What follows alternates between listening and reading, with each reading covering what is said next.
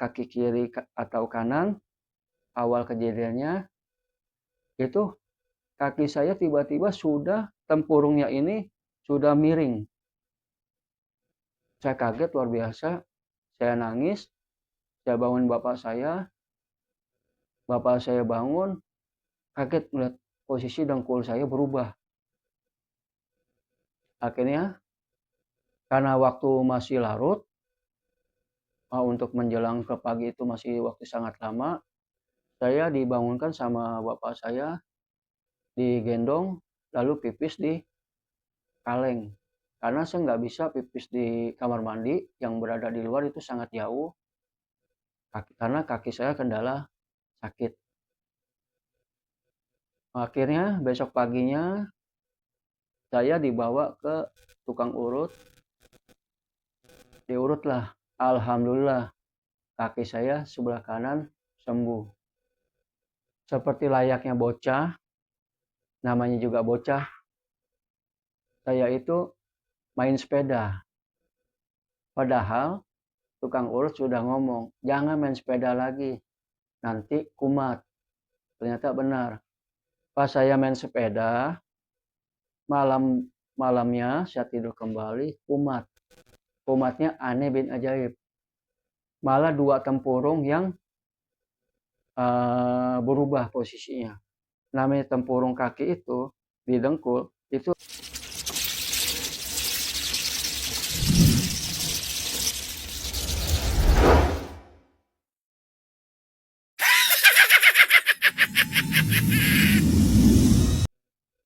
Assalamualaikum warahmatullahi wabarakatuh. Teman-teman semuanya, apa kabar semuanya? Mudah-mudahan teman-teman dimanapun berada, bagi yang subscribe channel saya bin Oman Haris, bagi yang belum mendapatkan jodoh, mudah-mudahan Allah berikan jodohnya. Bagi yang sakit, mudah-mudahan Allah angkat penyakitnya. Bagi yang belum bekerja, mudah-mudahan cepat-cepat dapat pekerjaan. Amin ya robbal alamin. Teman-teman pernah ngalamin di masa era tahun 70-an hingga 80-an, kita sering digandrungi oleh sebuah sosok yang bernama bioskop. Itu udah terkenal banget di zaman kecil kita, apalagi seusia saya pada saat itu. Belum ada YouTube, belum ada HP kamera, belum ada alat-alat untuk membuat video dan lain-lainnya. Kita menikmati pada masa-masa itu adalah tentang film kungfu atau karate yang banyak diperankan oleh aktor laga silat dan macam-macam bela diri. Seperti kebiasaannya anak kecil pada masa lampau itu, keingintahuannya itu sangat tinggi. Terutama sesuatu yang kita lihat itu sangat menarik dan sangat gagah. Akhirnya saya terinspirasi pada saat itu ketika saya masih SD. Saya itu mengajak teman saya yang pada saat itu masih seusia dengan saya untuk patungan membeli buku silat.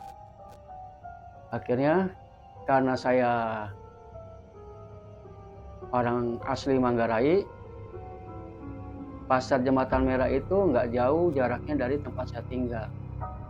Saya pergi ke pasar berdua teman saya ke sebuah toko di pasar Jembatan Merah. Saya membeli sebuah buku pada saat itu buku kungfu. Nah, saya masih ingat buku itu diperankan oleh Jackie Chan bukunya. Cuman sekarang bukunya saya udah hilang, itu udah nggak terlalu lama. Singkat cerita, saya belajar kungfu lewat buku bersama teman-teman saya. Lalu saya latihan berdasarkan buku, menghafal setiap gerak jurus, setiap langkah, setiap pukulan, setiap serangan. Itu saya pelajari dengan khusyuk. Pada saat itu nggak ada permainan lagi pada masa kami kecil itu, permainan yang lain. Paling bocah main tak umpet, main galasin, segala macam-macamnya. Setelah berjalannya saya latihan, itu kurang lebihnya 2 jam, hingga selesailah saya belajar untuk hari itu. Dan hari itu saya belajar lewat buku itu untuk pertama dan yang terakhir pada saat itu. Tibalah malam hari, saya tidur. Pada saat itu namanya orang Betawi itu tidur ngampar. Ngampar itu di bawah. Zaman-zaman masa sulit, pakai tikar, nggak bukan kasur. Pakai tikar, saya, ibu saya, bapak saya tidur di bawah.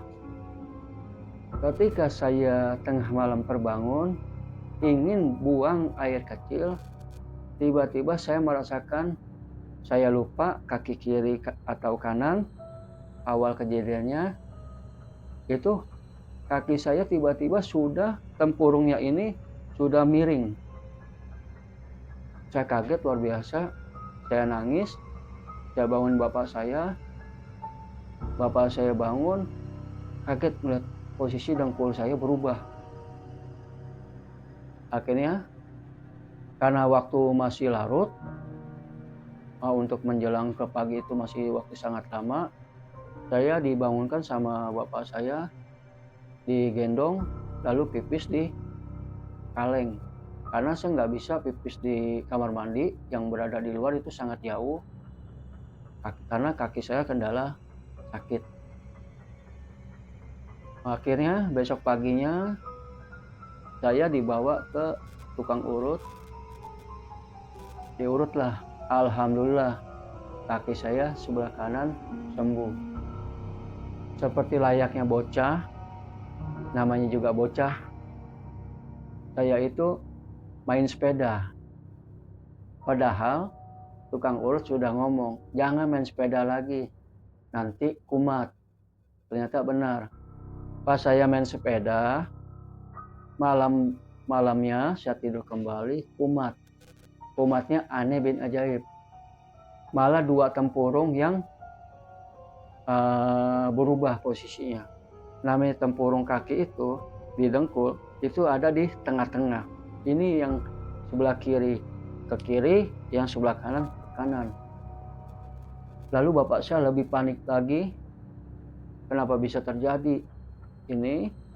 Besok paginya saya ditanya bapak saya, kenapa bisa begini, jatuh atau apa. Saya bilang saya tidak jatuh, saya bilang tidak nendang tembok. Saya bilang saya cuman belajar waktu itu kungfu lewat buku, hanya itu. Tetap bapak saya nggak percaya. Pada saat itu di sebelah saya itu ada tukang urut, itu alhamdulillah sangat berjasa sekali sama saya. Mudah-mudahan beliau diberikan kemuliaan di sisi Allah Subhanahu wa Ta'ala. Akhirnya diurut lagi lah itu dengkul saya, dua-duanya. Malam berikutnya kumat lagi itu dengkul.